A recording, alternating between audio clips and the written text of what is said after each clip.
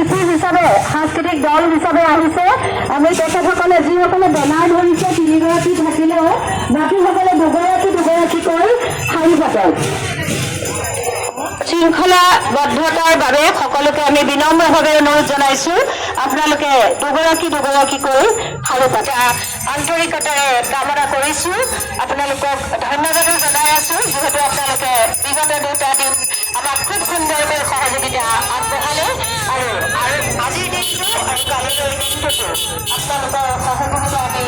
একান্তে কামনা কৰিছো আৰু এয়া এটি সুন্দৰ আমাৰ সদৌ অসম লেখিকা সমাৰোহ সমিতি মাননীয় সভানেত্ৰী শ্ৰীমতী সুবৰ্ণ শইকীয়া বৰদলৈ